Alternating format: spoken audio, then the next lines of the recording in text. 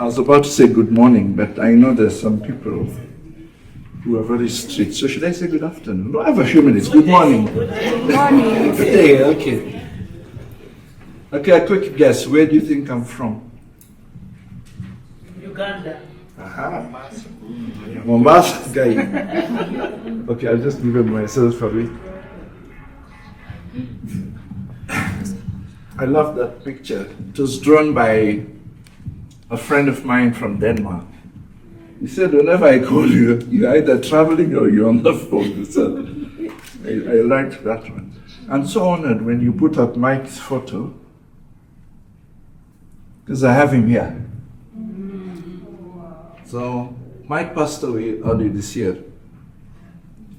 But it was interesting, before he died, his son passed away.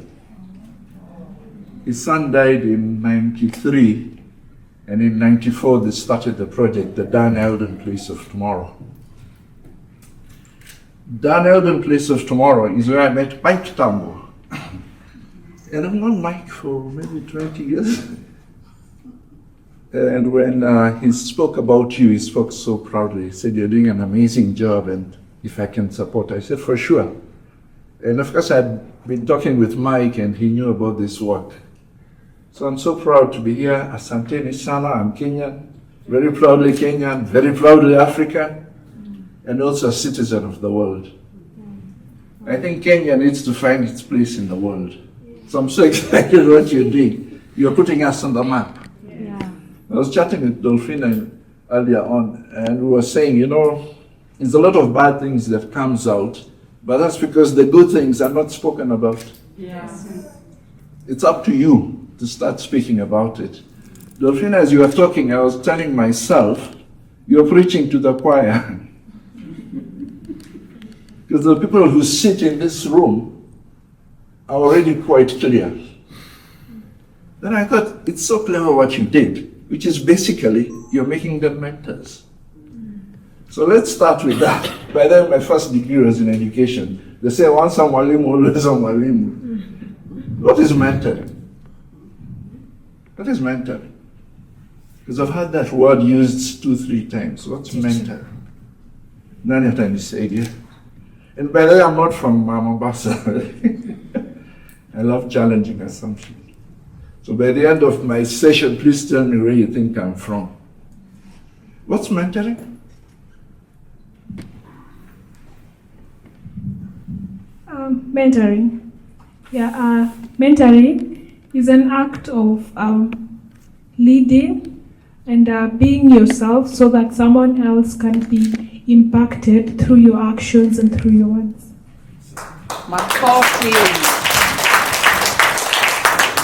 That my coffee is nice, but it reminds me of the British club. Let me teach you an African Kenyan one. It's called a Pasha Club. What does Pasha mean in Swahili? Pasha. To warm, isn't it? So warm your hands, let's go. When I say Pasha, and then when I say Choma, you give a hot clap. This is for you. All you have to do is to receive. And then take some home share with the family. Let's Pasha for her. Pasha, Choma. Receive, take some home. Okay. Part of the work I do is I also do a lot of mentoring. And I also do coaching. The last time I was in a session, I asked, what's the difference? And you know what they told me? Spelling. What's the difference between coaching and mentoring? Spelling, still. Thoughts? It's very interesting. Mentoring comes from the word mentor. Mentor comes from Greek mythology. In Greek mythology, there was a king, I can't remember those names. He said, I'm going on a long journey, but I'm leaving my son. What do I do? Let me find somebody who will help him to find the right path. So you look for somebody and you heard about this great teacher. And this teacher was called Mentor. And that's where mentor comes from. And he went to mentor and said, teach him all you know. So that's what mentoring is all about. Coaching, you don't need to have walked the path. Because with mentor, you know, you've walked the path and you can mentor somebody else. Coaching just means you're pretty good at some key skills, and you can help somebody to find their own path. Interesting, eh? So I kind of feel you can also be coaches. But you cannot be a good coach or a mentor if you're not clear about your emotional intelligence. So what is emotional intelligence?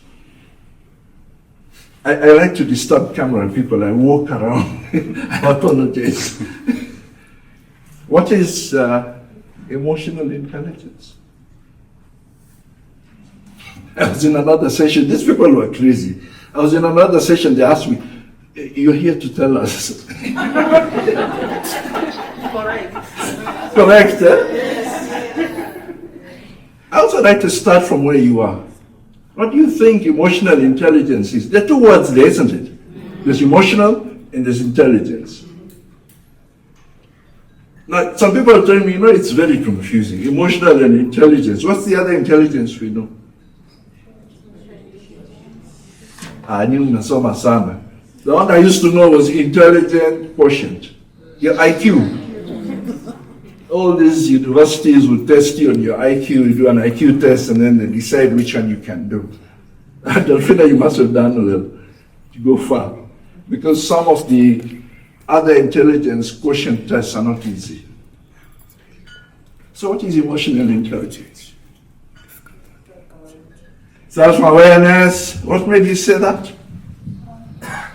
Let me stop that. Thank you. I did say self-awareness myself, but what I think about emotional intelligence, emotions is the outward expression of inner feelings.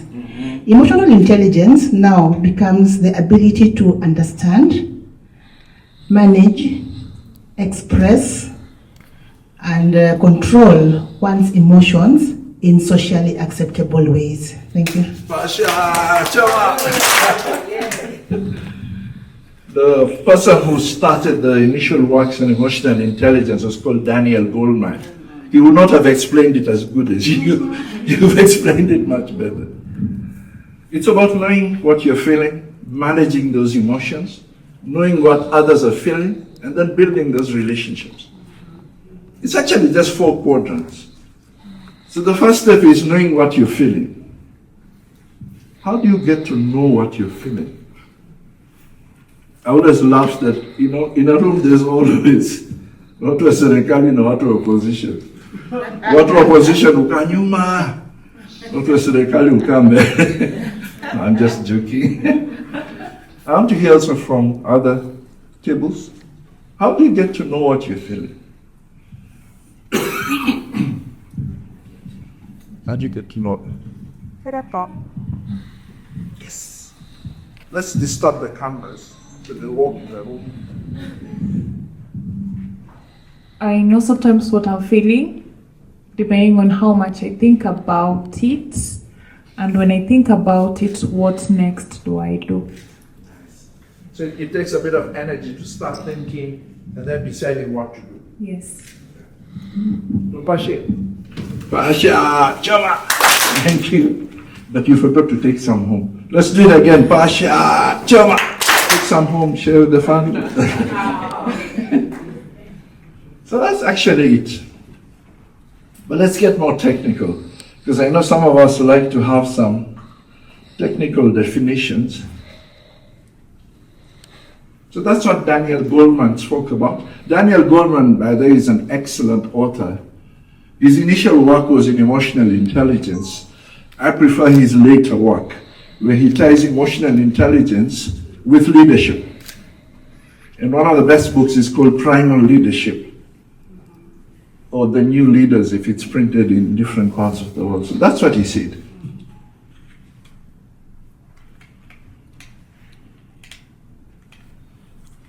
And those are the 4 competencies: self-awareness, self-management, and of course, relationship management.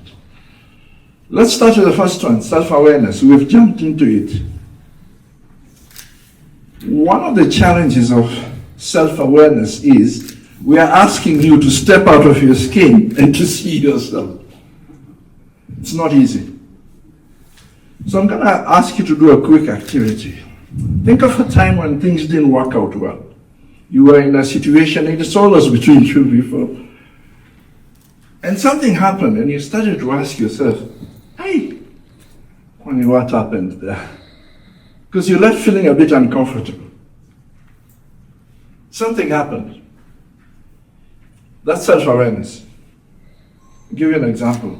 One of the problems I have in Nairobi is driving. So Dolphina, I understand why you don't want to drive in Nairobi. I hate driving in Nairobi because people drive like we're all matatu drivers. Until now, even matatu drivers are better than us. So I was driving, and the matatu cuts in front of you, and you start to, try to show them you know more, and you're squeezing. It always ends up badly. In this situation, and maybe I just read about emotional intelligence, I was driving, and a matatu cut in front of me. I asked myself, why am I feeling uncomfortable about this? Self-awareness. So I decided to take a few minutes and just reflect. And as I'm thinking, another bigger matatu came and he's trying to cut. So I slowed down and I let him pass. The moment I let him pass, he was shocked. He looked at me like, and then he went. We reached a junction in front, and you know how cars try to cross the junction. So the cars were trying to jump in. The matatu went and blocked them and told me pass. The moment I was able to be aware and then manage he also changed. Then I asked myself, what was irritating me there? Something was irritating me. And I thought, it's because I thought he was being disrespectful. When he cuts. Then I said, he doesn't even know me, so he has no need to be respectful or not. So what was happening? I realized he's rushing for the next shilling. The mistake a lot of us do is we forget and we rush for the next shilling. So because I let him pass, he woke up to himself. So I want you to speak to the person next to you and ask them, actually take 30 seconds, reflect for yourself. Think of a time when things didn't go well. Something you can share. You share to the person sitting next to you. And then you can help the other person to say, what got affected there? For me, it was the value of respect. That's what triggered me. So try and identify your trigger. So think of something, share with the person next to you, ask them to help you to identify your trigger. And of course, you have to do the same to that person. Is that okay? Okay, let's take 3 minutes, share, reflect. Could I have some volunteers just to share what was triggered? You don't need to tell us what happened, but just tell us what you think is the thing that triggers you. So what triggers my partner is when things are done slowly. So she's impatient. Yeah. What do you think is the value behind that? Because her trigger is impatience. What's the value behind it? Because you know what values are, yeah? Sorry, I was saying these words. By the time you reach where I'm coming from, a lot of it ilipotea. Kwanza tufika kwetu ilikuja na punda. What's a value? Sorry. What's a value? Because I'm saying a value is being trampled on. Something you hold dear. Yeah, something that's important to you. In fact, if you look at values within culture, here I'm throwing another big one, but don't let me blame Dolphina. She said I'll speak about culture. Thank you, Dolphina. What's culture? Traditions. Starts to unpack it. What else is culture? Norms comes in. Actually, there's an interesting author called Dr. Edgar Schein. Edgar Schein said culture is like an iceberg. At the heart of culture is values, but he takes it further. I won't open up that Pandora's box because it gets very interesting. So culture is the way we do things around here. So don't worry about big definitions. That's what culture is. And within that, it's greatly defined by our behaviors. Our behaviors are greatly defined by what is important to us, our principles. That's where values come in. So impatience, which value gets trampled on when you start getting impatient? Because there's a value getting challenged there, isn't it? Which value is that? Impatience, you get. And you've seen people who, if I'm starting to talk and it's 1 o'clock and I was supposed to finish at 12:45, you see people looking getting a bit worried. What's the value? Punctuality starts to get it, but if you take it high, it's about efficiency. It's about getting things done properly. It goes down to habits as one of the habits. It's because you know the other sessions following this. If you're not efficient, it's going to spill over. And if you go to those sessions, and I used to train a lot of government people during Moi's time. You remember the Dream Team? So I used to support the Dream Team in Samoa. Great people like Martin Oduor-Otieno. You know Martin? Yes. Amazing leader in this country. Julius Kipngetich, you remember? So I worked with them. So that's what it's about, sufficiency. In the government work, we would always delay. We would come very late after a session because we're not efficient. What AI teaches us very well is it even has a tagline. It says, don't get angry, get curious. So you want to move into self-management, don't get angry, get curious. So it's the same thing with me. When I became curious, I was able to do something about it. When I asked myself, what could be making a matatu driver act that way? And I was getting amazing answers like, this guy might have been up from 4 o'clock in the morning.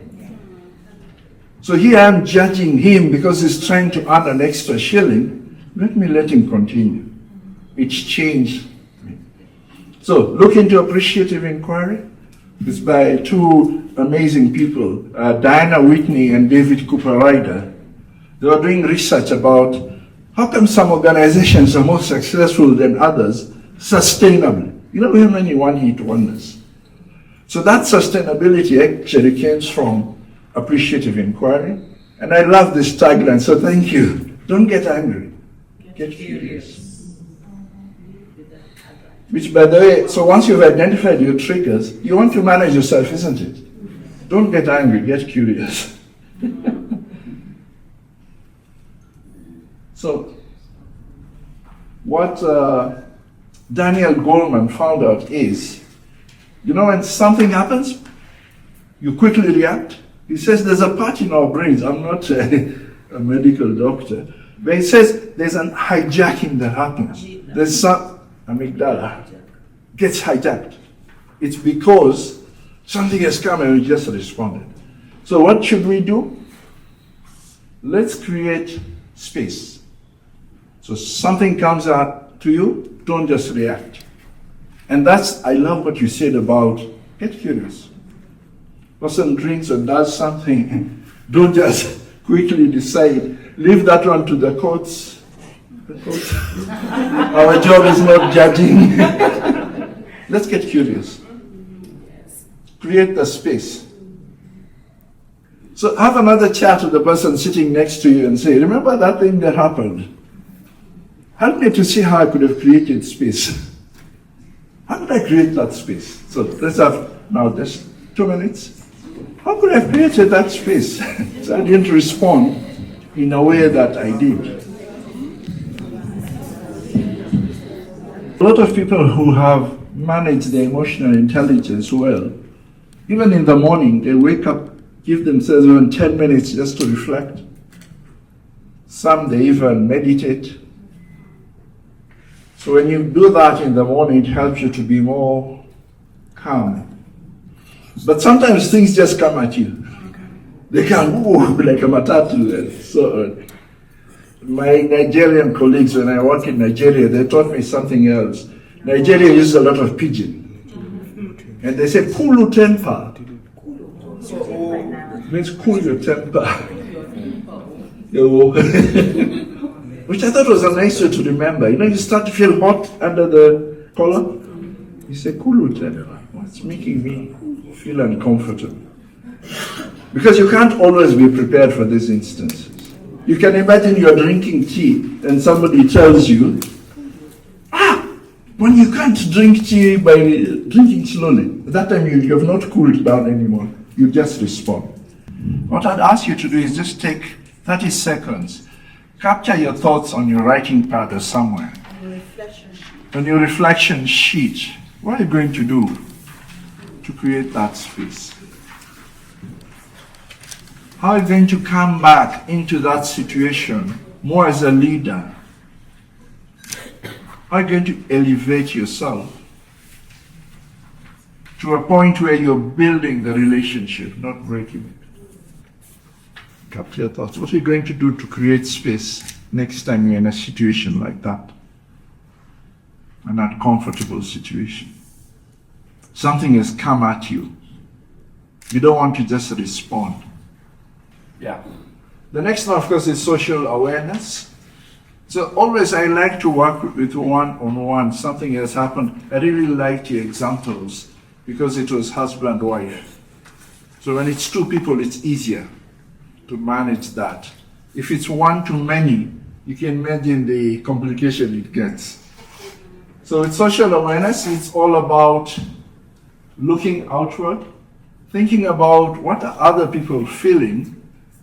So you can imagine with me and the Matatu guy, I started to become conscious, started to read the situation.